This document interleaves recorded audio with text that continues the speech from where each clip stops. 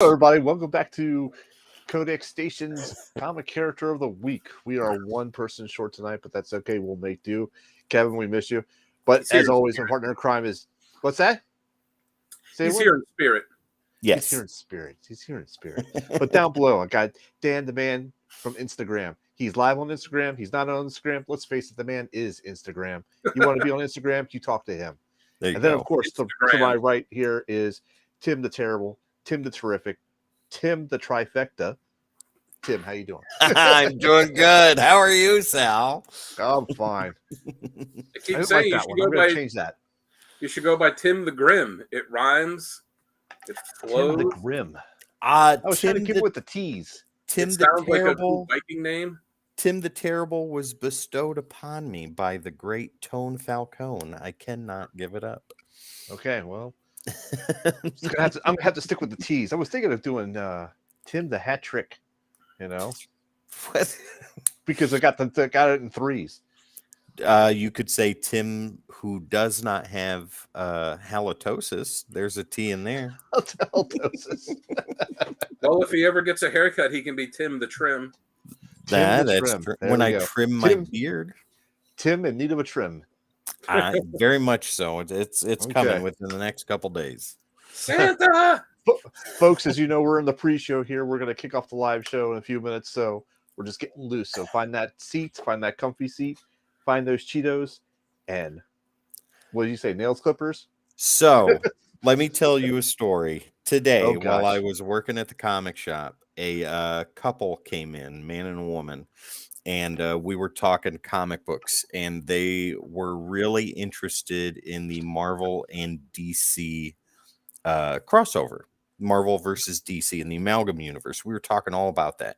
I was standing on the other side of the long boxes we have in the front of the store, and they were standing kind of in the middle, and Wes was in there. And I said, so yeah, and I handed them the 4-pack of Marvel vs. DC that we had for sale, which they bought. And guys, if you're watching, I hope you enjoyed them, and I would love to talk to you more about it. But I looked right at him and I was like, yeah, so when you read these books, make sure that you get your tweezers, press down really hard as you turn each page, get your fingernail clippers and trim the corners so that way people know the book is yours. Also do this while you're eating Cheetos, licking your fingers, and drinking stale Mountain Dew. The look on the woman's face was like, what? I don't know about that. I was like, no. Somebody at the comic shop told me that. I would never go back to that comic shop. Be like, I'd be looking, like, especially when I'm buying a sealed book, I'm like, can I take these out and inspect them before I purchase them? Just remember, if you break it, you buy it. Did you know they did the graphic novels or the collected volumes for the Amalgam books, like right after they came out? Do you know those things are going for a ton of money now? I had no idea. Yeah, they're going for like $50, $100 for each one. Wow. Because Kevin mentioned something on the Comic Character of the Day page about it. He's like, oh, I wish they had a collected thing of this. I'm like, they had to have put it out then. And I looked it up thinking I'd like shoot them a link on Amazon, like, oh, here, you can get it for like $30. No, they were on eBay and they were consistently pricey. They are incredibly out of print. Boy, it's like they're long out of print and most likely never going back in print. Now, I have a first print trade of Marvel vs. DC soft cover. I was able to find that at a bookstore for a couple of bucks. Nice. Yeah. Nice. I mean, I've got all the issues because I, like all the fans at the time, I bought every one of them as they came out. Like looking back on it, like, man, I wish I had bought 2 or 3 copies of each of them. I have most of them. I don't have all of them. I have most. And I have Marvel versus DC issue 1 with the DC Universe logo on it. Yeah, I bought all those when they came out. Like every time, back when they used to do crossovers pretty frequently. Yeah. Like, oh, Batman Punisher, sure. Oh, Daredevil Batman, yeah. Oh, Silver Surfer Green Lantern, of course. Like Spider-Man Batman, I'll take that one too. Yeah. Spider-Man Batman Part 2, I'll take that. Oh yeah, the one with Brett Booth and that terrible Ben Reilly Spider-Man costume. Yeah. Not the hoodie one. I'm talking about the one when he actually became Spider-Man. Oh, his version of the blue and red. Yeah, like it was just way too busy. Yeah. And I'm not a fan of the web. And he had the web shooters on the outside of his wrists. Yeah, not a fan of that look. So Electro, just go ahead and shoot Ben Reilly's web shooters right there, the big silver things around his wrist, and then he'll be ineffective and good to go. He'll complain the whole time, but you know. He also had like a venom dart in his wrist, like James Bond style. Really? You know? Yeah. Wow. I'm done with this shocker. There you go. You're out. I mean, as cheesy. Spider-Man, what did you do? As cheesy as that red costume was, where it's like the hoodie with the cut off sleeves and stuff, and it's like it you know, it's super 90s. Like, for some reason, my posture. It still works. Super. I must investigate this alley down below. You know everybody can hear you, right? Oh, I gotta look at my musculature. Oh my god. What character are we talking about today? I know it's not Ben Reilly. I don't know. Some fraidy cat. I don't know. This guy, if it shows up. There we go. Yes, there it is. Daredevil. And that since guy. this is your pick, Tim, you get to have the honor of going first on each of the segments. Ooh, fancy. Right on. I'm excited. Very good. And Tim promised us last week that he knows about Daredevil. I know a thing or two about a thing or two, and what I don't know, my brothers know. So, why aren't they here on the show? Because they're my phone of friends. Oh. Let me just call my brother Matt real quick, and he'll tell me. Hey Matt, what issue was this with Daredevil? Oh, it was this one with Mark Waid did the writing, and it was issue number 25. Oh, okay, cool, thanks. There we go. Here's the answer. Very good. Done. All right. I think you want enough now. Yeah, let's go ahead and get it started. Let's do this. Okay, ladies and gentlemen, we will be back in 30 seconds. Please sit back, relax, and enjoy this groovy bass music.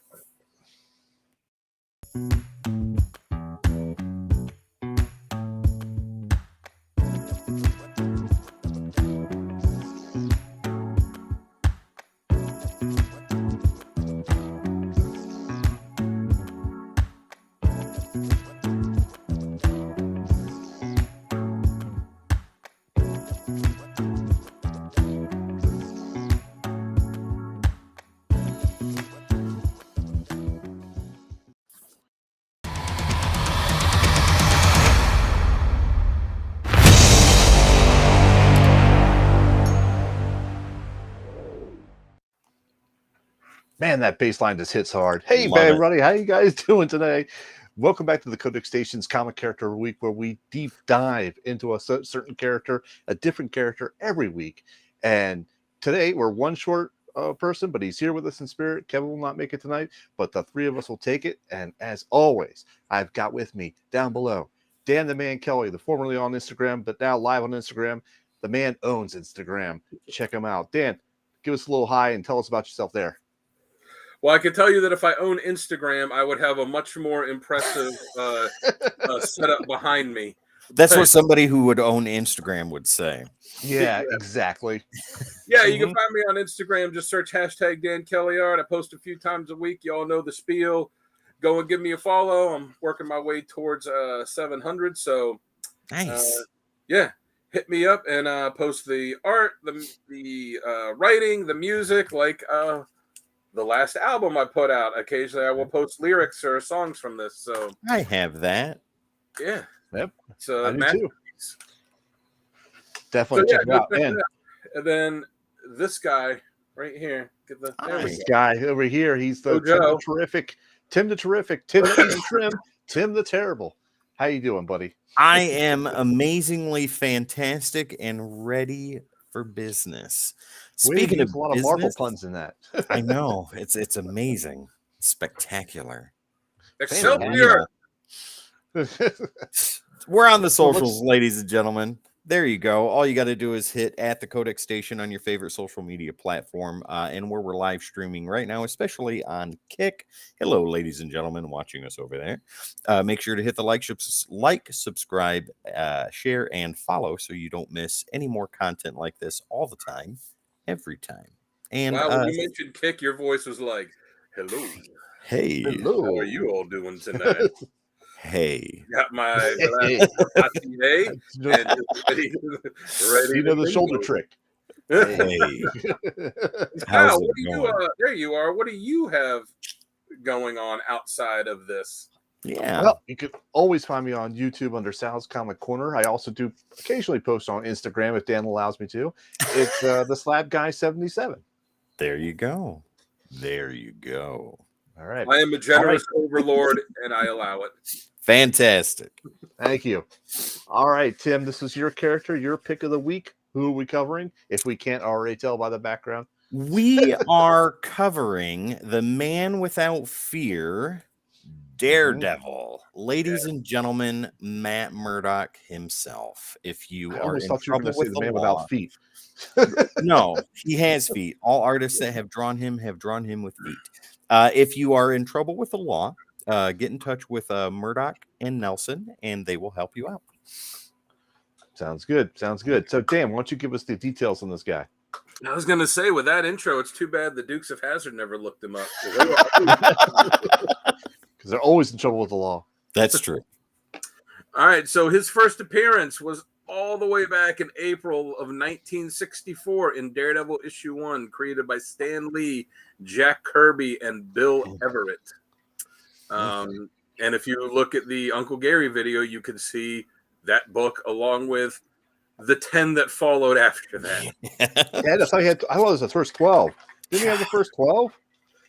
He only showed us 1 through 11. I wouldn't be surprised if he had the rest. He does. He does. So Matt Murdock was blinded in a chemical accident as a child when an out-of-control truck was veering down the street, and he jumped and pushed an old man out of the way to save him. And this vat of chemicals, radioactive chemicals, came out him in the face. It blinded him, but it gave made all of his other senses superhuman, while giving him essentially what is a radar sense. His father was a kind of down on his luck boxer named Badland Jack Murdoch, which I always thought would be a fantastic band name. So after his father was killed because he refused to throw a match for some gangsters, Matt was left an orphan. He was taken in and trained by this mysterious man named Stick, who taught him how to hone his senses and how to fight, taught him all these martial arts. Years later, he graduates law school. He becomes a defense attorney in Hell's Kitchen in New York, which is where he's from, while also protecting the city as the vigilante Daredevil. He has the superhuman enhanced senses, the radar sense, which is basically like an echolocation type of thing. He's a master of multiple arts and skilled in multiple forms of hand-to-hand combat. And he has his stick that he'll hit you in the head with. His Billy Club. Billy Club. His Billy Club. Yeah. Now, don't the different versions of him describe that echolocation differently? You know, from movie to comic book to any other medium that we've seen it in. It's something that, like, you know, it's kind of changed all the time by different writers. And, you know, he almost got his own animated series at one point where they were going to give him a dog. Wow. Did the dog go on fighting a crime with him or something like that? I think it was going to be like his seeing eye dog. Dare pup. Oh my God. Don't you dare pup. Wait a minute. So before we jump into the segments here, we should actually hit our sponsor up. Tim, if you could throw that up for us. It is Energy Drink. You know, you can go check them out at WGG. There you go. And you can save 10% on that order by using the word Codex, that's COD-X, at checkout. So definitely check it out. It's a good, clean energy drink. The team has all tried it. It has no bad aftertaste. It's got no jitters. It's, you know, a good, clean drink. I highly recommend it. Dan loves it. He loves the blue raspberry. So you've got to check it out. Dan loves it. You got to check it out. That's right. Yeah, I drink it at least once a day. It's usually twice in the morning, and then in the morning on the way to work, and the afternoon on the way out of work. And the tub of it I have is almost empty, so I'm going to have to leave it soon. Well, there you go, Very good. ladies and gentlemen. Code -X at checkout to save 10%. Okay, very good. So on to our first segment. And now the first segment is, you guys know the drill. It's what scenario does this character work best in? So, there's dog. There's Devil Dog. There's Devil Dog. Pup. Dare Pup. He's already contributing to the show. Right. Yeah. All right. So that's all right. It's fine. So, Tim, what scenarios works best for him? So the scenarios that work best for Daredevil is when he is alone. Matt Murdock is a devout Catholic, and his Catholic guilt works very well for him. And I think that when he teams up, it works, but when he's alone is when it works best. And he's able to protect Hell's Kitchen the way that he needs to without any oversight or having to pull punches or anything like that. I think that in addition to that, his ability as a lawyer is some of the best, if not the best, in the Marvel universe. I think maybe second to Walter's She-Hulk, but I think he might even be better than her, because where she does high-profile cases, Matt Murdock takes care of the everyman. He takes care of the people on the streets and doesn't charge them money, takes things in trade or return or things like that. And that works very well for him. Dan, what about you? What do you think? Yeah, I like the lawyer aspect of it. Like you said, how he can do it in conjunction with being Daredevil, because he can, if there's somebody that doesn't, get what they deserve in the court of law, they'll get what they deserve from Daredevil. And, he can go out and be Daredevil and, get information to help him with law cases, and that was, I like that. I like they did this whole long storyline about where Matt Murdock was, actually set law precedent for how costumed characters, how costume heroes could give testimony in court and not have to reveal their secret identities, which was a fantastic story, and not have to reveal their secret identities to be able to give testimony. And it was all based on, so that him as Daredevil would be able to do that as well. But that's, something where like it really mixed the two things well together. No. And yeah, I like it. I don't, I like seeing him when he teams up, occasionally with characters. Spider-Man and Punisher are the two that I think he teams up with best. Spider-Man, because Spidey will bring that kind of lightheartedness out of him. And then Punisher, because, like you said, he's a devout Catholic. And as much as he knows what the Punisher has done, he still feels like he understands why he does it and still feels like he can save him. Which is something that, like, I thought they did really well on the second season of the Netflix show, with him trying to do that. But yeah, I don't really have a lot of interest in seeing him like as part of an organized team. It's one thing when they do like the big crossovers and everybody groups in, they're doing stuff like that. That's, every character that's not a team player kind of gets thrown in the mix there. But yeah, like he works better when he operates solo or maybe with like one kind of partner tagging along here and there. Yeah. But as long as it's not like a long-term thing. Yeah, it's got to be short. Couple issues, maybe 7 at the most, and that's it. Yeah. So what about you, Sal? Well, you guys hit all my points. I mean, I don't have much to add to this, but I will add a little bit. I like the lawyer aspect for everything that you just said, Dan. I like the character. I like the devout Catholic part of him, which you mentioned, Tim. And I think that's a driving force in his character. I really think he uses that as part of his defining, I should say, or definition. That's what I'm trying to say. And I like it when they go into depth on the echolocation or how he's seeing things or how he's reading the scene. He could tell that someone's about to pull the trigger from the way they're reacting, or their hearts, accelerated, or they're, that type of thing. He can tell indentations of numbers on keys in dust. Yeah, right. Or like how he can read the newspaper just by running his hand over it. Right. So I mean, I like that that sort of thing as well. And I do agree with the working with one other person or solo, mostly solo, but one person indeed. Spider-Man, I think, is best, but I also like Punisher for the reasons you said, Dan, because they said there's so much in conflict or contrast with each other, but he still feels the need to save him because I think he understands Punisher or where he's coming from, but thinks he can save him. That type of situation. It's almost like he feels like, if his life had taken just a little different path, that he could be on the same track as the Punisher. Very much so. Right. I think that to put my final point on this, I think like when he teams up with Spider-Man, like you said, Dan, it brings out the lightheartedness in him, and it allows Spider-Man to go a little harder, but Daredevil keeps him from going as hard as he does. But on the flip side of the coin, when he's with Punisher allows him to go harder, but Punisher won't let him cross that line.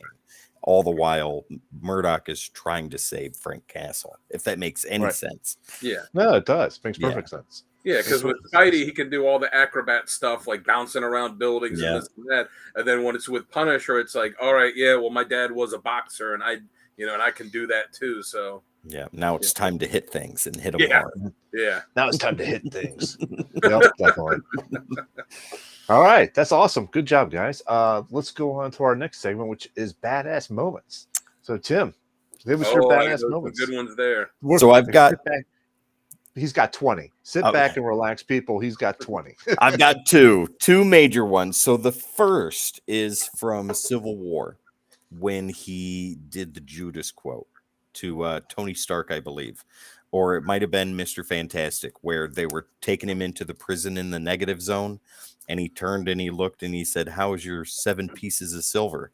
That was amazing when he said that. That showed who I believe it was Tony Stark that he said that to. It might have been Mr. Fantastic. Either way, both of them were on that side. And when he looked at him and he said that with the smile on his face and all of that stuff, that just was like, damn, Mike, drop. He was like, all of you know that you're wrong and what you're doing is wrong. And you just sold your souls to the worst people you could sell them to, all for freedom. When all that's being stripped away from you right now. I hope you enjoyed your 7 pieces of silver and they took him away. Oh, God almighty.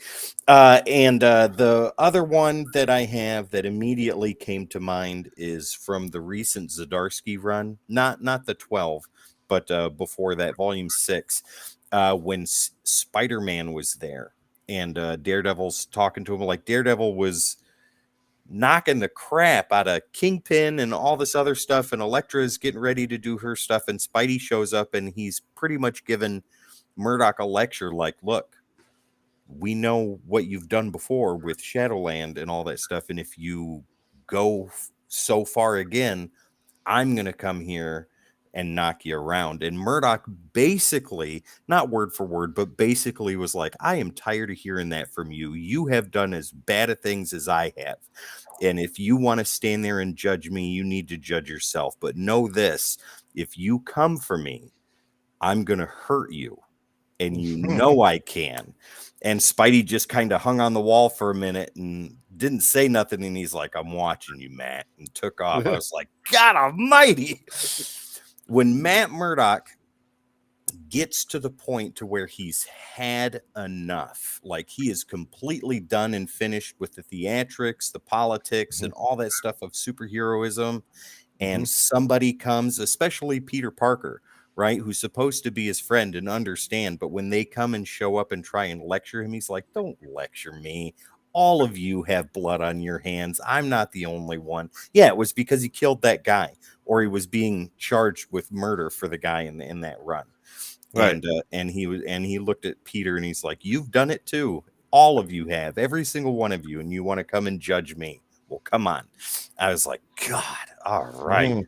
Those are the two that immediately come to mind. I've got a million more, but Dan, I want to hear some of what you have. All right. Yeah, so that that Zdarsky one. I mean, both of those were good, but that Zdarsky one is. And when he had him kill or the guy that he accidentally killed in the run. Yeah. I was convinced at some point that it was going to be, oh, he didn't really kill him. It was going to be like a frame job, or it was going to be this. And then after a while, it's like, oh no, he really did. They kind of made it seem like he was searching, and it might have been something. It's like, oh no, he really did that. And so what I have is from Dark Knight, Daredevil, Dark Knights 1 through 3. It was a miniseries, and the first 3 issues were written and drawn by Ron Garney. And he doesn't really fight any supervillains in this. It's this terrible blizzard has hit New York, and he was in the hospital, and there was this girl there that was in dire need of I think it was a heart transplant. And like she was on the operating table, and like all right, she needs this heart now, and like the heart was on the way, but then this blizzard hit, and and they couldn't get there, and he's like, I'm gonna get it here. How long do I have?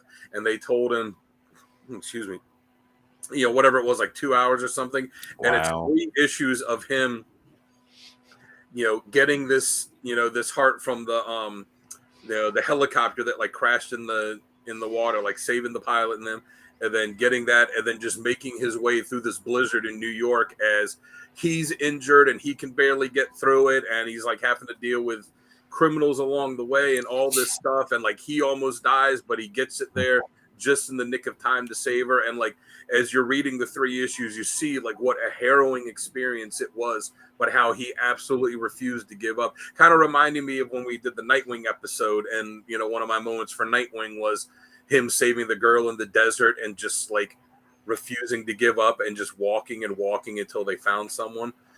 Wow.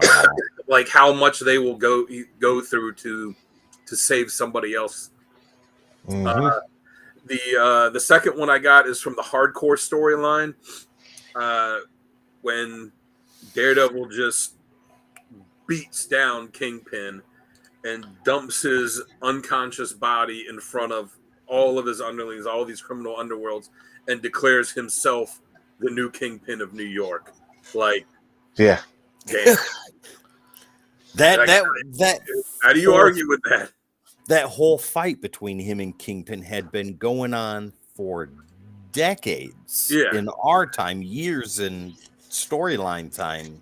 And to have it culminate into something like that, you're like, man. And then my final one is, and I meant to look up which issue it was, and I can't remember, but it's from the current Daredevil storyline, and it was an issue that just came out like a month or 2 ago. 11 or 12? Yeah, of the current run. Okay. He was trying, there's characters, this rich brother and sister, the Stromans, who had done all this stuff against Kingpin, and now Kingpin's out of the picture, so they're incredibly rich and trying to manipulate, screw around with Daredevil. So he goes before them, and sorry, still getting over this allergies. He goes before them and basically like prostrates himself in front of him, and says like, I'm going to surrender myself to you. I give up, you win. And they're like, well, how do you know, how do we know that we could trust this, and blah, blah, blah. And he gouges his own eyes out. Ooh. Which, he's blind, so I mean, whatever, but he gouges his own eyes out in front of them to prove his loyalty. And then when they think they can trust him, the brother gets too close, and he's like, oh no, and he gouges his eyes out. And then tells them like, I'm not really on your side, like, but this is the warning to you. And like these people, as we've seen over Zdarsky's run the past few years, like they were manipulative, they feared no one, they were used to getting their way all the time and would just manipulate people just for their own amusement. And this was the first time that they actually were afraid. Yeah. Mm-hmm. Yeah, those are the 3 I got. What about you, Sal? So I think one of them is the same, and this is where he takes over Kingpin. He beats the crap out of him, takes over, becomes the Kingpin of crime. And that was Daredevil 227 to 233 by Frank Miller. Is that right? Is that the same one? No, the one I was talking about was from the Brian Michael Bendis run. Oh, okay, so this is old school. The Marvel Knights stuff, right, Dan? No, well, Era. it was in Marvel Knights. Yeah. I think Marvel Knights, and I think of like the original when it Yeah. first launched with Quesada and Kevin Smith. But yeah, that was in the Marvel Knights. Okay. So there was that situation where he beats the crap out of Kingpin, takes over as as Kingpin's job, and that was that whole series is just badass to me in a heartbeat. But the other two I have are more scenes as well. The time where he fought Bullseye in Daredevil 180 182, he just killed Elektra, and he goes up against Bullseye, and he's just mentally unstable, but because of all she just died in his arms, so he's just kind of he's checked out at that point, and he goes after Bullseye. So that whole series right there was great. And also when he went up against the Punisher shortly after that, and he fought Punisher because the Punisher, I forget why they were actually fighting about it, but it was just an epic fight between the two of them, and it's one of the defining moments for me for Daredevil when he was fighting Punisher at during this time frame of his story. So those are my badass moments. Nice, some good ones. Yeah. All right, so after badass moments, we gotta now do the flip side. Why does this character suck? What don't we like about him? So Tim, I know 0. Moving on, Dan. No, so the one thing that's good about him, which is his devout Catholicism, like being a devout Catholic, is also a negative. That I think is the worst thing about him, because he lets it drive him too much to the point to where he refuses to bend on certain things, including letting himself get hurt instead of taking a break, taking a rest, maybe let somebody else take the reins for a minute, so you can get your composure, get a breath in you, and then go back out and fight. But he's like, no, I can't do that. Catholic guilt won't let me do that. I have to go out and I have to do this, and I have to make repentance and all this other stuff. Man, come on. I get it. I get it. But sometimes you need to just take a break. The Lord will not be mad at you if you don't punch that guy in the face right this second. You go, wait a minute. Okay, now I'm ready. Now ready. Right, exactly. Like, and it seems like a lot too. He'll have the thing about questioning like his Catholicism with the fact that he calls himself the Daredevil with like a little devil thing and runs around beating people up and. Yeah. I think writers, and I know we always go to that seems to be like the catch-all. The writers, man, the writers are horrible. I mean, that's who makes it. Except for Zeb Wells, he's excellent. He's amazingly bad. But anyways, no, I think writers lean on that too much, because like everybody wants to put their own spin on it, and they want to make him feel as guilty as possible for 7 issues, and then ta-da. But his Catholic guilt is one of his best features and also his worst. Dan? Like I said earlier, I think he agree with you when he works better either as a solo character or when he's teaming up with just one other person. I don't like him on a team. Like, not everybody that's in the Marvel universe has to be an Avenger. Mm-hmm. I think, and I especially hated when Bendis relaunched the Avengers and it was a team of characters, or like half the team, like this character should not be Wolverine and Spider-Man and Daredevil. Like, these are not Luke Cage. These are not characters that should be main team Avengers. They should be like reservists at best. I don't like him in the confines of a team like that. And I don't like when they neglect the legal aspect of the character, which seems to be whenever there's one thing that they want to change or mess around within the story, it's like the fact that he's a lawyer. Like, that's what they go to first. Like, oh, that's the first thing that we can jettison above anything else with the character is let's not deal with the stuff of being a lawyer. And there's some great storylines. Like the current run is fantastic, and he's not doing lawyer stuff. He wasn't Daredevil half of the time in that run. Yeah, and but he still kind of questions too. Like even still, he talks about it as like I was a lawyer, and this and that was the law. But I think that's such a crucial element of the character, with the fact that he is a lawyer, and then he has to, he has to kind of justify to himself all the stuff like I'm a lawyer and I'm here to uphold the law, but I'm also a vigilante who kind of acts outside the law. And then his Catholicism too, throw that in the mix, like, oh, I'm out here with doing all this violence, but I believe in this. Like, it's good to him kind of wrestle with these things, and then you take out the lawyer stuff with him, and it's it's a pretty interesting part of him that's just taken away. Yeah, he's very promiscuous too. Oh yeah, he gets around almost as much as Nightwing does. Yeah, very much so. What is it? So, Tuesday? Oh, I'm gonna go visit Felicia. All right. What about you, Sal? What are you not a fan of with him? I kind of agree with the team aspect mostly. I feel like if he's on any huge team or any huge event, they don't utilize him like he should be utilized in a fight or something like that. They really don't. And if they do, I have not seen them push away too much from the lawyer aspect. Maybe I just haven't seen that part, but seen that as much. Maybe because of the current run does have a lot of him as Daredevil and not as the lawyer. That's thinking about that now. I don't like that either, because I feel like that is part of his personality. It's the dichotomy of the two, being the good lawyer and then being the vigilante at night type of thing.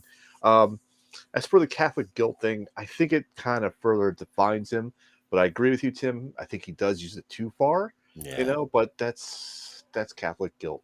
I mean, guess. I grew up a Catholic, so I'm not Catholic, so I wouldn't know. I feel his pain when he talks about this type of stuff. I'm light beer Catholic. I'm Methodist. You're a light beer Catholic. You're the biannual. Yeah, biannual. Yeah. Yep. Okay, gotcha.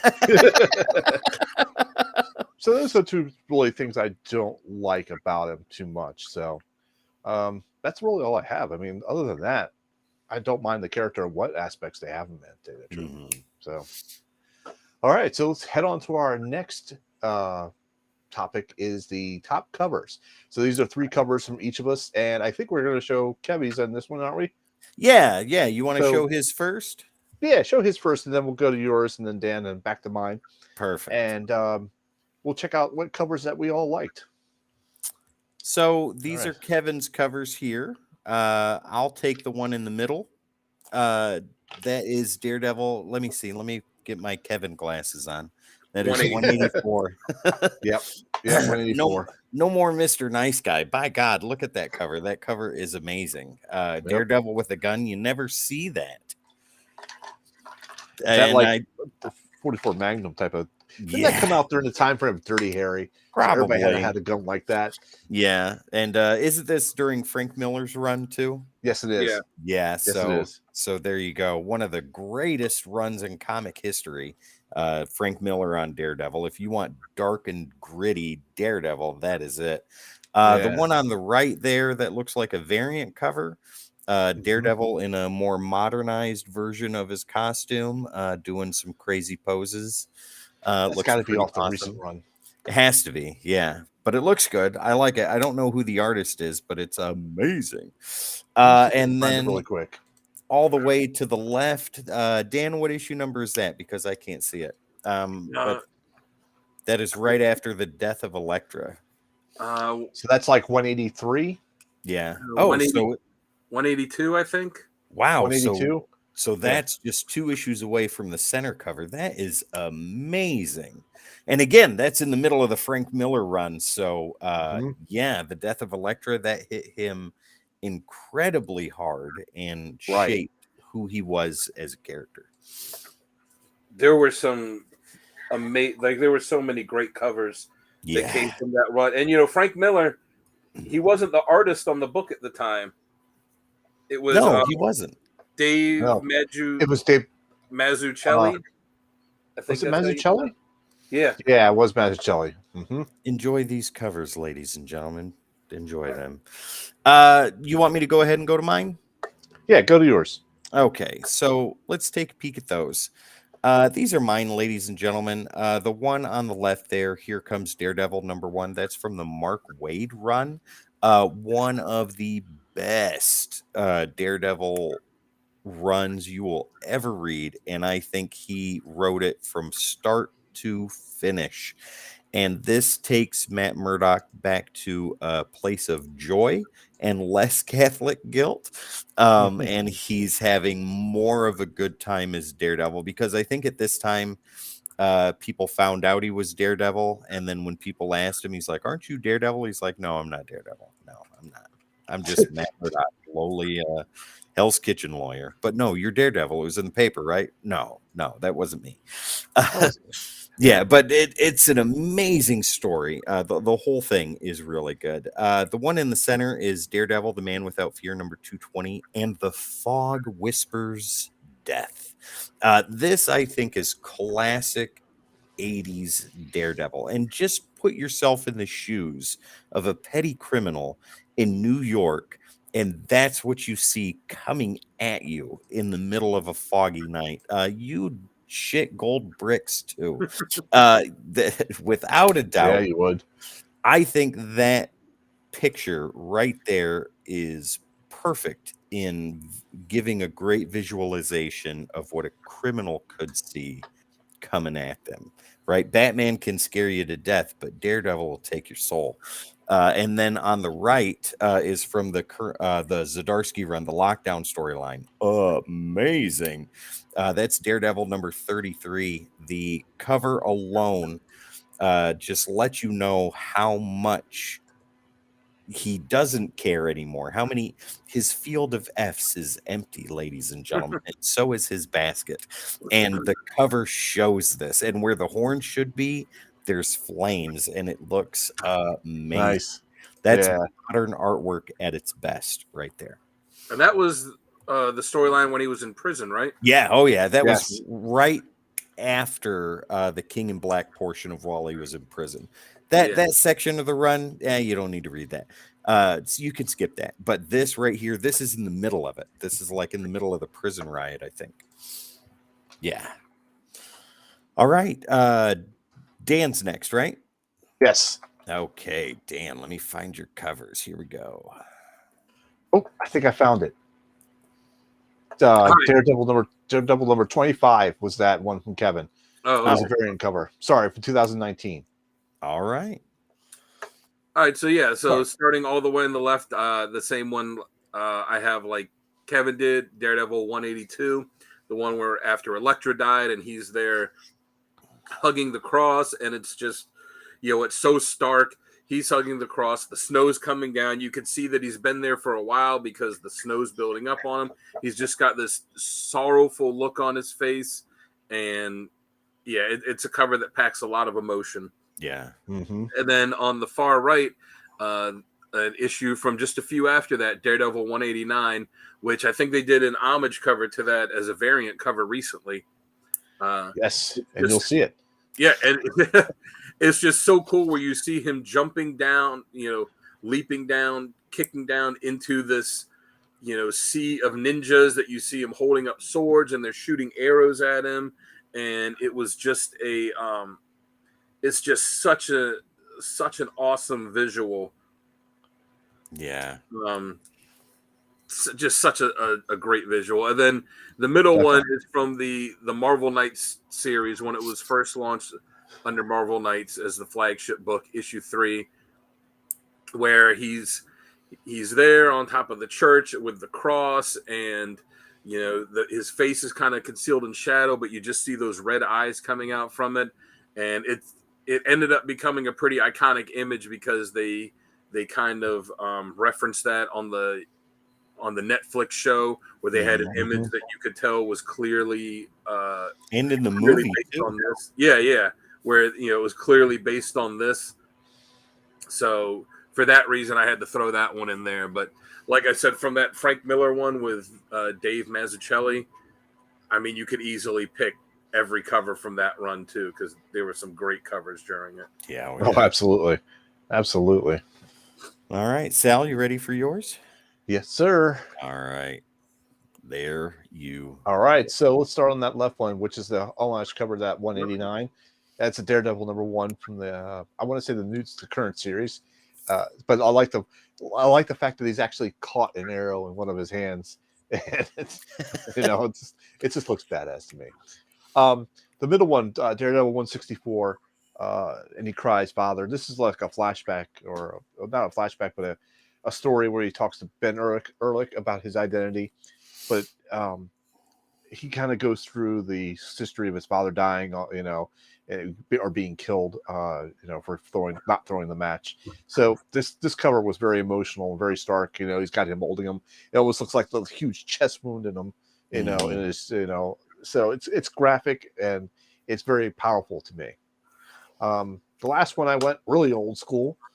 This was Daredevil #47, and this was a good story too when I read it, and it's not cosmic level threat. It's not epic threat. It's Daredevil doing what he's doing. He's sticking up for the little guy that that has a problem, that's being framed or is being targeted by the Kingpin. And as he's jumping through the mob here, he's doing that like a classic Daredevil kick as he's holding onto the rail with one hand and kicking the mobster with the follow through. So it's classic Daredevil to me. And I also, like Uncle Gary, I'm becoming a fan of the larger 1/3 titles on the cover. So thank you, Uncle Gary. I'm becoming a fan of those now. So that's why I like this cover. Nice. That 47 is amazing. Just imagining these characters in their prime in the 60s and early 70s. Right. And like I said, there's no epic threat. There's no cosmic level thing going on here. It's just him sticking up for people that have been framed and targeted by the Kingpin. Yeah. If you wanted cosmic, you read Fantastic Four or Silver Surfer. If you wanted the knockdown, drag out fight, you read Daredevil. Right. Yeah, Daredevil. Right. Outside of when they have like the big line-wide giant crossover things, Daredevil's not a character that needs to be dealing with any kind of epic cosmic stuff. I mean, I agree. He's one of those characters like him, Punisher. Like I'd even say Luke Cage, even though he's like really got a lot of superpowers. Like they're characters that work best when they're street level characters. Yeah, not thinking. They're not fighting Galactus. They're not fighting Thanos. Yeah, right. They're like, what are we gonna do? We'll fight his thugs on the ground. You guys go fight Galactus. You guys take care of that. They can't fight superpowered characters, but they're not fighting characters that like juggle moons. Right, exactly. Daredevil, why don't you go ahead and tell Galactus to get on out of here? Use your lawyer skills and tell him to take a hike. No. All right, so these were great covers, and we have a site that you guys can go to check out great covers, and that's Heroes Corner Comics. If you check out heroescornercomics.com, you can check out the website. You can buy slab books, you can buy back issues, you can buy store exclusive books, and if you use the Codex, which is CODEX, no hyphen, you can save 20% on that bundle. I buy a lot of covers from there. I think the whole team has bought some stuff from them. Yeah, there's So I buy from them on the regular. I got my monthly pull list. You can set that up through the previews app, and you too can own 4 or 5 copies of Venom if you wanted to. That's right. You won't be able to order any copies of Venom from them because Sal orders all of them. I don't think so. How many covers you getting in, Louis? 25? I will take 70, please. Sal has the printer where they're made on speed dial, so every month he could call them up and say, how many copies are you printing? Just box them up and ship them to me. It's like that scene in Parks and Rec. I don't think you heard me. I will take all the copies of that you have. Yeah. What you heard is you heard that I want a lot of copies. What I said is I want all of the copies of Venom that you have. Mm-hmm. Very good, guys. Very good. Thank you very much. I have, just for the record, folks, I have 4, possibly 500. 5 copies. One that I'm sending in for grading next week. Yeah. Go watch the After Darks, ladies and gentlemen. I'm telling you, it's there. Whoever can find the proper amount of Venom copies that Sal owns from beginning of his time on Codex to present day will win a no prize. And if you know what a no prize is, you're already in the mix. So go find it. And you know what? We'll bring you on as a extra on one of our After Darks as well. Perfect. Sounds good. Right. The prize is out there. Go find out exactly how many copies of Venom Sal owns from start on Codex all the way to now, and let us know, because we don't. Tim, I'm going to request end of the year video where you make a clip show of every time we make fun of Sal for having a lot of footage, a ridiculous amount of copies of Venom, and you just make Dan, you went out. episode that's just that. That's a lot. Did I go out? No, we're here. Oh, I thought Dan went out on me there for a minute. Oh, he was talking about all those damn Venom covers. You know? Yeah. I'm sorry. I'm having technical difficulties right now.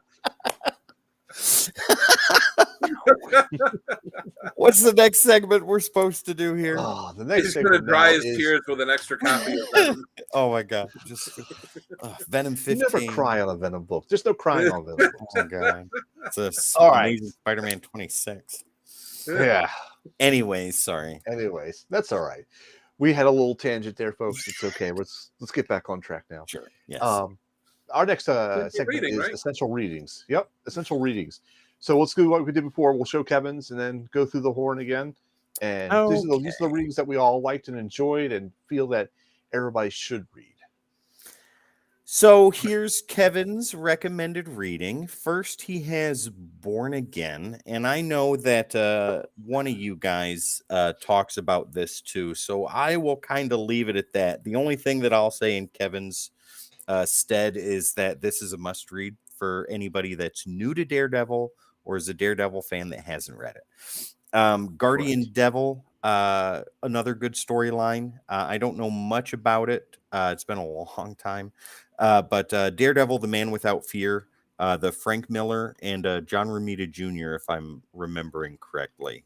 That is worth every page of reading. That goes through Matt Murdock's origins and all of that stuff. It is wonderful and amazing. So, yeah. Let's see here. My books. Where are you? Oh, here they are. Daredevil, Volume 6, the Zdarsky run, 1 through 36. Like Kevin, he recommends the whole run. I'm following in his lead. This you need to read the entire thing from 1 to 36. You can skip the King in Black stuff if you want to. It's not entirely necessary, but if you want to read it, go for it. Otherwise, the whole thing is amazing. It is epic. It is everything you could want in a Daredevil comic book.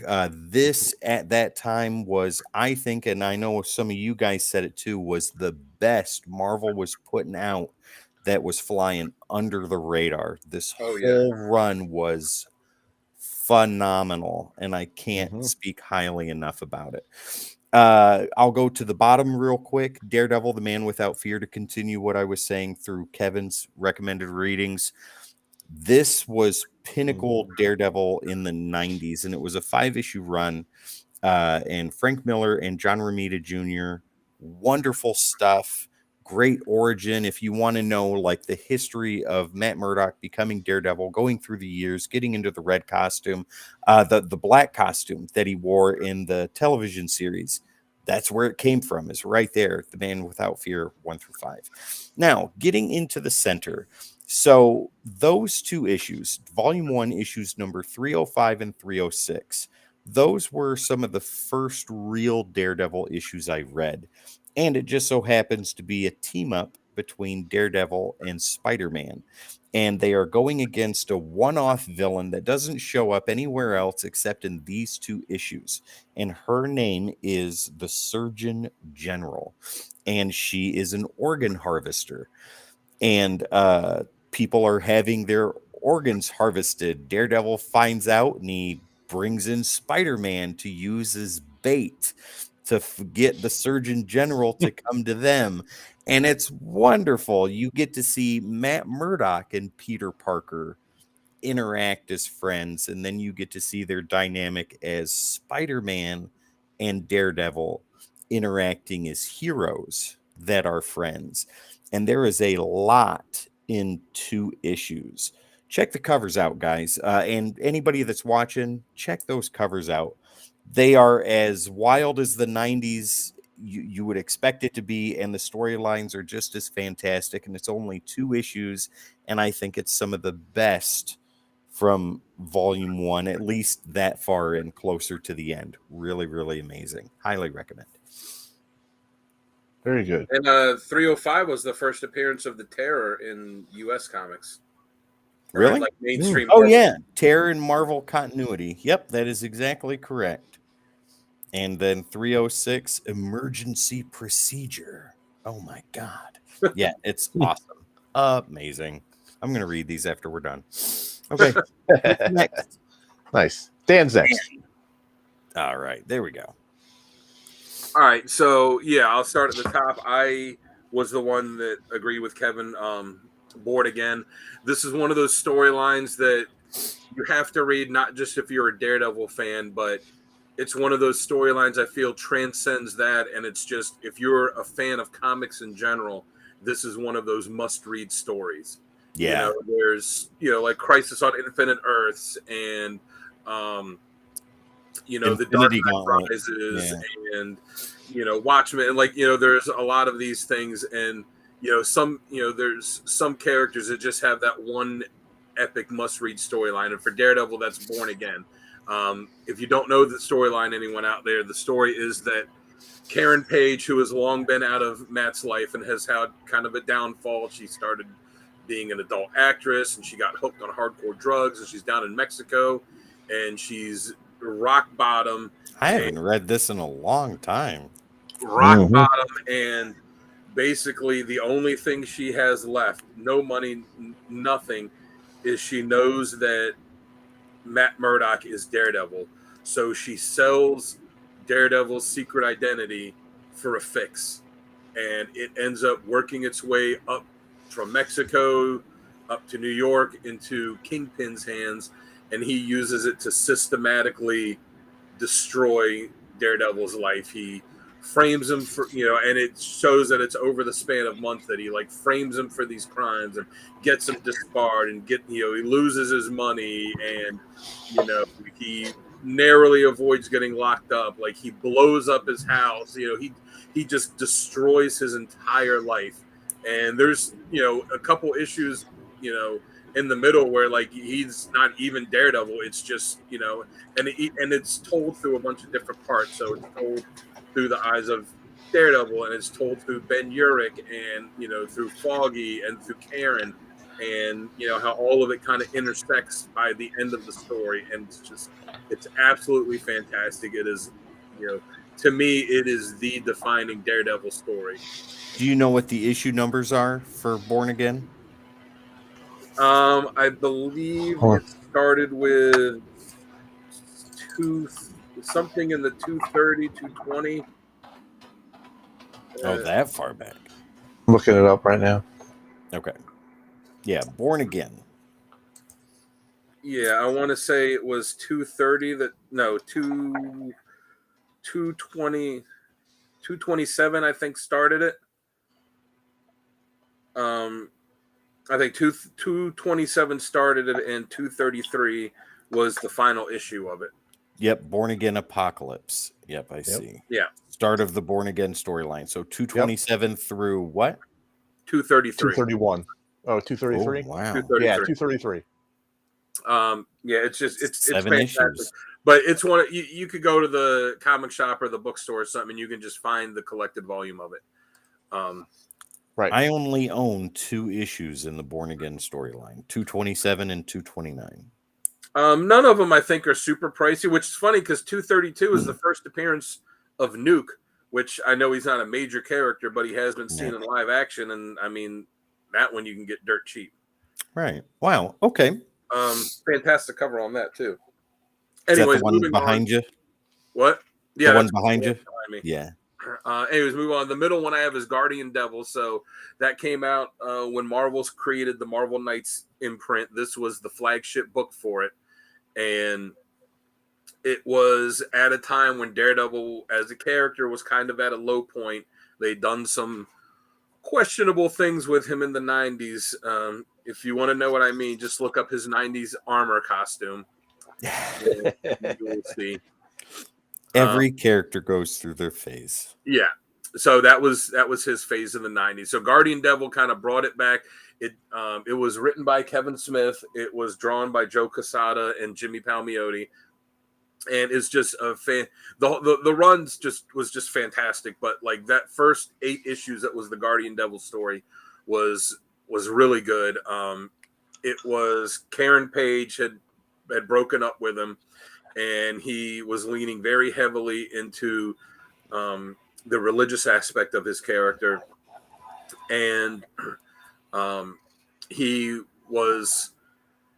came to be in charge of watching over this infant that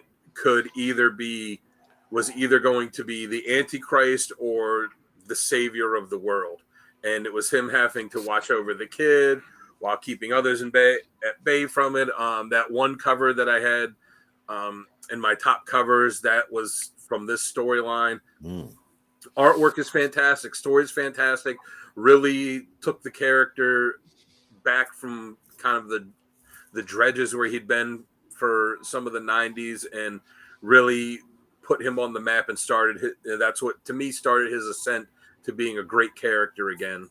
Nice. And features a death of a longtime main character. I'm not going to say who, but it's a longtime main character of it that ended up dying in this story. So it had lasting consequences. And then the last one I have on there is it's 2 storylines, but one leads right into the other. Underboss / Hardcore. So it was from the Brian Michael Bendis run. So Underboss was when Kingpin had exposed Matt Murdock's identity as Daredevil, and that was something that was known through all of Marvel Comics, through the whole world for years until they got rid of it. But it was the police coming after him and him getting disbarred. His life kind of just taking a nosedive because he released his identity to the world. And then the second storyline that follows that up, Hardcore, is when, like I talked about in the badass moment where Daredevil basically beats Kingpin, dethrones him, and declares himself the new Kingpin of New York. So Bendis, Bendis had his entire run was excellent, but those 2 storylines there, I think are the highlight of it. Nice. All right, so Sal? what do you got? Oh, and I do want to throw in that I'll agree with Chip or with Tim. The Chip Zdarsky stuff is absolutely fantastic. Yeah, and that's a must read too.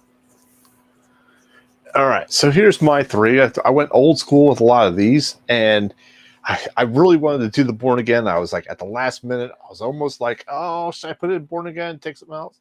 So I'll give Born Again an honorable mention to check out. But for my 3, I have Expose, or Expose. This is Ben Urich finds out that Matt Murdock is Daredevil, and he confronts Daredevil, and Daredevil lets him in on his history and his whole past, and you relive that tale in this issue 164.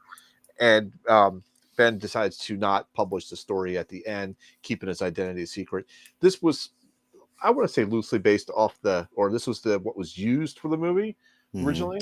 With Ben Affleck. So it's a good story, and I think it really shows the defining characters of Daredevil and his motivation, or his, I don't know how to say it. His motivation. We'll go with motivation. Yeah. What is his motivation? What drives him? Well, So my next one is Take My Hand, Take My Hand, Brother, and that was the one I had the cover on, where he's not doing the epic fight, the cosmic little threat. This is just a Vietnam veteran that has been framed by the Kingpin. He's been targeted for assassination, and he's stopping the mob from killing him, all while also representing him as a lawyer in the court system to prove that he's been set up and there was fraud happening, and it's not it's not against him. So so that's why I like that story. It's not epic, but it's very powerful in itself. Yeah. Nice. My last one is Last Hand, and that was Daredevil 180 182, and this is where Bullseye kills Elektra. Big spoiler if you don't know. Oopsies. So whoopsies. But I like this story because it just drives Murdoch insane, and it just drives him off the deep end. But this further defines the Daredevil character, I think, for me. This is like the epic time of Daredevil, and it's really nice, grabs me at this point. So definitely gotta check it out. That's got reading to do to catch up on all this. Yeah. Do what? I said everyone out there's got a lot of reading to do to catch up on all this. Lots of good stories. Holy smokes. That, I think, it represents a fair chunk of amazing storylines for Daredevil. Yeah. Oh, I know. Definitely. You know what? And I would almost venture a guess and say 9 out of 10 that any story that you pick up with Daredevil is going to be pretty decent and worthy of a read. There's always going to be that one story that's like, but whatever. I don't think there's really anything. His books are never top sellers, but they maintain. They're solid. They're solid. Yeah, exactly. They're solid books, and there's a reason for that. Most of the stories that are done with Daredevil are very well contained. They're very grounded. They're in this small section of the Marvel universe with very limited characters, and they tell amazing stories. And there's so many we didn't even mention. Like you mentioned the Mark Waid thing in your coverage, but that was a great run. Ed Brubaker had a great. What was the Dark Rain? Yeah, Dark Rain. Yep. The Shadowland storyline. Like that was a great one too. Like there's so many. Like the hardest things for me when you picked Daredevil for this was instantly like, how do I narrow this down to 3 stories? How do I narrow this down to 3 writers? Yeah. Well, I did that. I narrowed it down to 1 writer and 1 artist. All right. Well, that leads us to our next segment then. Yeah, go ahead, Dan. No, I was just going to say, like, there's so many great storylines for Daredevil. Yeah. Oh, yeah. All right. So for these storylines, let's go ahead and check out our best artist and best author for Daredevil. So, Tim, why don't you get us what you got? So do we have Kevin's pick as well, or no? I do not have Kevin's for this. No. All right. We'll forget Kevin. Kevin's out. He's out. So for writer, like you both have said, there are so many good ones. Zdarsky, Micheline, the list Frank Miller, the list goes on and on and on. But the one that I had to pick was the one that made me feel the best while I was reading it, and that's Mark Waid.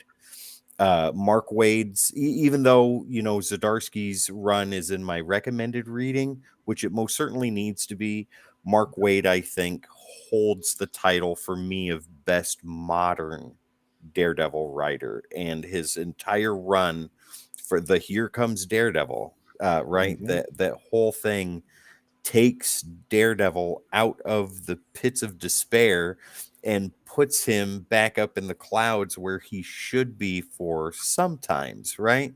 Not all the time, but through that whole run, it was great. He fought Claw, he fought Captain America, he teamed up with Spider-Man, he fooled around with Black Cat and Black Widow, so he was doing a lot of stuff. Fought Dr. Doom, and so much more. The Spot, it's just so, like, all these C and D list villains, Daredevil was very happy to go and kick the snot out of all of them, and it was amazing. And he had this skip in his step and a smile on his face, and it was just a really good, really awesome storyline. So Mark Waid for my writer, and for artist, I'm going to have to go with John Romita Jr. The stuff that he was doing during his time on Daredevil, I think that's really where JR developed and honed his craft as an artist. and the stuff that he did during that time period, like when Murdoch was in hell going against Mephisto and Blackheart and Ultron, and all that other stuff. John Romita Jr.'s artwork is top tier Marvel artwork, late 80s to early 90s. And yep. Yeah, and I think that's some of the best that I would have chosen. I mean, you can't go wrong with his dad, John Romita Sr., who developed the look of Daredevil, the modern look of Daredevil. But John Romita Jr., like father, like son, worked on the same character his dad did and really blew it out of the park. So nice. Those are my two. Dan, what about you? Yeah, like I said, I had a hard time narrowing down writer because, like you mentioned, Kevin Smith had a great run. Ed Brubaker, I feel like his run gets kind of overlooked, but he had such a good run. And Brian Michael Bendis and Chip Zdarsky's run, like he was so close to being the writer I picked because it's been so fantastic since his first issue up until what he's doing now, and his run is getting ready to end. And it's really been one long continuous story. And normally when you have like one thing that kind of runs this long, I usually think like, all right, come on, let's wrap this up. It's getting old. And Zdarsky has managed to keep it fresh while where everything he's doing now is building on what he started doing. Yeah. But ultimately I had to go with Frank Miller. I mean, Frank Miller defined the character for what he was in the 80s, defined, I feel like a lot of what's come after that has just been built on what he did. Like the stuff he did with Born Again, and he created Elektra, who is, probably the most important character in Daredevil outside of Daredevil. Yeah. And he created her and did all that, and, the stuff he did with Bullseye and the stuff he did with Kingpin, and so much of it was just absolutely fantastic. So I had to go with him, and I almost went with the artist that he worked with a lot, David. I'm gonna mispronounce his name, Mazzucchelli. That guy. But I had to go with the artist on the current series that's worked with Zdarsky, Marco Cicchetto. I'm sure I mispronounced that as well. I think his artwork is just fantastic. It's detailed without being overly detailed, and it perfectly captures the mood of what Zdarsky has been writing. He has great action sequences. He does a really good job on the emotion that he draws on the characters, and I think it's absolutely fantastic stuff. So that's what I got there. So let you round us out, Sal. All right. Well, you guys have claimed it. You guys have claimed it on me already. I went with Frank Miller for exactly why you said. He defined Daredevil for me in the late 80s, early 90s. It was just, the character was just popped out for me for Frank Miller. Frank Miller has done a ton of good things, but Daredevil was like maybe his top three that I think he's done really well with. And for best artist, I went with JR. Right on. I did.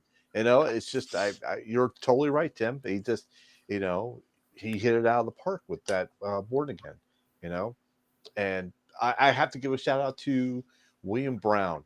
William Brown also teamed up with Frank Miller, and I loved his artwork too. But that was a close tie for me. Nice. So I think it's safe to say that Mark Waid, Chip Zdarsky, Frank Miller are in the upper echelon of Daredevil writers. You got it. Yeah, you got it. See, I'd say my third one would be Bendis, because he had a long you can't forget run. Him. He had a long run on there too, and he did some really good stuff too. Yeah. All right, I'm not a huge Bendis fan to be, overly, but the stuff he did on Daredevil was just fantastic. Yep. All right, so it's gonna throw a curveball at you guys. Best costume, Tim. The red. Probably the modern version of it, like that is right here, and I'll show that again with my recommended reading. There it is, right there. That just the addition of the lines there on the suit, the more pronounced D's on the chest, and the little cutaway in the mask up top. I just really dig the crap out of that. I think that is a very good modernization on a classic suit. Okay, Dan. Yeah.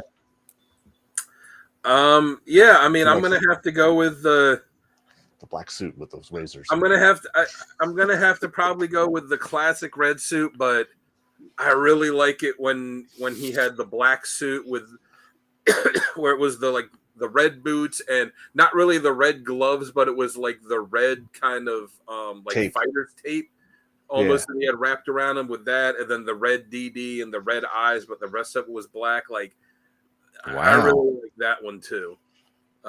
It's going to be a toss up for me between those two. But yeah, I do like the red one when it's not drawn as much as like it's just spandex, but when it's drawn more like almost like heavy duty pants and boots and and stuff like that. Yeah. Okay. Sal, what about you? I also like the classic red. I like the effect with the fighter tape around his hands, and it's kind of some of it's flying or floating off of him, like it's just not taped down correctly, so it's always kind of like in the wind there. But I do like the lines and the pronounced DD on the chest. Although the classic 80s red costume is still iconic for me, I like the little modernization of it. So nice. So no love for the original suit and no love for the armored suit, which if anybody if you don't know what we're talking about, what I'm talking about, Google it. Grace.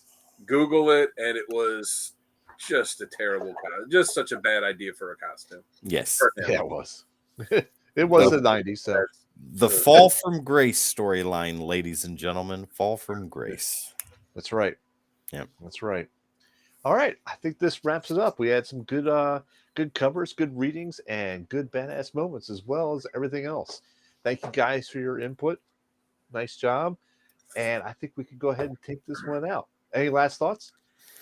If you are not a Daredevil fan, you definitely need to take the time to pick something from our recommended readings and just start there. You don't have to start at the beginning. You don't have to start with what's current. Like Dan and Sal both have said, there are so many amazing Daredevil stories. You just need to pick one and just get started, and it'll take you from there. I agree. I agree. Dan, any last thoughts? Yeah, just kind of piggybacking on that. If you are not a Daredevil fan and you haven't read Daredevil before, you are just missing out on some classic epic storylines. All right. Yeah, very good.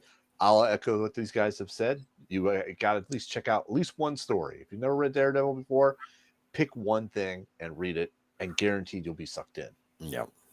Okay. Or just watch the Ben Affleck movie. Oh, yeah, just watch the Ben Affleck movie. The director's cut. Yes. The director's cut. Or the TV show leading into the new TV show. There we go. I will give a quick shout out to that. The Netflix TV show was actually well done, well filmed, and I love the fight choreography in that. Yeah, that was amazing. Huh? So I said, yeah, so fantastic. Of all the Marvel Netflix shows, that was light years ahead of any of the other ones. Mm-hmm. The only one that came close was Jessica Jones. Yeah, it was it was so well done. Especially, and then when they had the Punisher in the second season, fantastic. That was good. That was good. All right, guys. So I bet this. Let's wrap this sucker up then. As always, I'm your host. I'm Sal the Slab Guy, and you can find me on YouTube under Sal's Comic Corner. Also on Instagram as the Slab Guy 77. Down below me, we got Dan the Man Kelly. Where can they find you at, buddy? You can find me on Instagram. Just search Dan Kelly Art, and you'll find my stuff. Give me a follow, give me some likes, and drop a comment or two, and let me know what you'd like to see me do next. And then this guy right up here, the bearded wonder himself. There you go. Bearded Wonder. Ladies and gentlemen, I told you could find us on all the socials, but now I'm going to tell you about an awesome website that you can go to that has our social links. That is thecodexstation.com. Head over there to get some merch, meet the team, and so much more. All you got to do is type in thecodexstation.com for all your codex needs. Definitely. All right, then. I guess this is it. Then we'll see you guys next time, and I hope you guys have a 9.8 day.